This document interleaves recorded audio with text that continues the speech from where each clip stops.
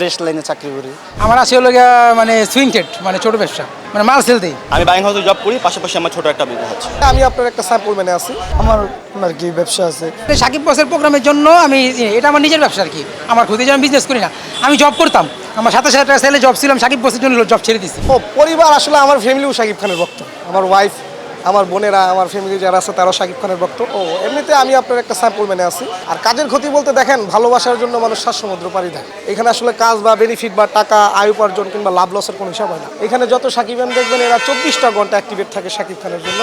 এখানে আসলে কোনো লাভ লসের হিসাব আমরা কখনো করি না। প্রবাসী সেটা মনে রাখলে না, তো প্রকাশ করতে হবে, দেখাতে হবে যে আমরাও সাকিবিয়ান। অন্য দেশের ফ্যান বেসরা দেখি অনেক কিছু করে, আমরা তার তুলনায় কিছুই করি না। এটা আমাদের জন্য সাকিবিয়ানদের তরফ থেকে সামান্য একটু আমরা প্রত্যেক বছর ধরে রাখার চেষ্টা করি। পরিবারের সাথে বছর 365 দিন থাকে, কিন্তু সাকিব বস আগের মতো সিনেমা দেয় না।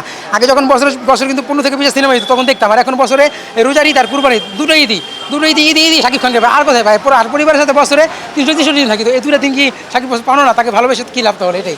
যতগুলা সিনেমা হয়, মানে নতুন নতুন সিনেমা যে আসে সাকিব খানের, আমরা সিনেমা রেখে কিন্তু বাড়িতে যাই না। আমরা আগে সিনেমা দেখি, বাড়ির ব্যাপার পরে। আগে সাকিব ভাই সিনেমা আসে, আমরা সিনেমা দেখি, আনন্দ করি, হাই উল্লাস করি। আমরা এই আনন্দ হচ্ছে আমাদের কাছে বড় আনন্দ হইতেছে, বুঝছেন? তো আমরা বাড়ির তো যাই, বাড়ির তো প্রায় সময় যাওয়া হয়। এই সময় যাতে বাড়ি যাওয়া হয় না। যতদিন বেঁচে আছি ততদিন পর্যন্ত এটা আমাদের চলবে, আমাদের ভালোবাসা সাকিব ভাইয়ের প্রতি চলবে। এই যে দেখেন, যারা যারা সাকিব ভাই ডাহার্ট ফ্যান আছে, তারা কিন্তু সবাই এখানে চলে এসেছে। ঈদের নামাজ পড়ে, কুরবানি দিয়ে সবাই কিন্তু চলে এসেছে। তো আমরা ভাবি যে সাকিব ভাই আমাদের পরিবারেরই একজন অংশ, তাকে তো আমরা অনেক ভালোবাসি, এই কারণে চলে এসেছি। এবং আমার অফিসে যে এমডি স্যার আছেন, উনিও সাকিব ভাইকে অনেক পছন্দ করেন, উনিও সাকিব ভাই ডাহার্ট ফ্যান, এবং উনি আমার কাজগুলো দেখেন। আমরা একটা ছোট পেজ আছে, সেটা তুমি দেখেন, এবং উনি আমাকে অনেক অ্যাপ্রিশিয়েট করেন যে করো, কাজের পাশাপাশি এগুলো দরকার আছে, এবং তুমি যাকে ভালোবাসছো, যাকে সাপোর্ট করছো, অবশ্যই সে আমাদের বাংলাদেশের সম্পদ।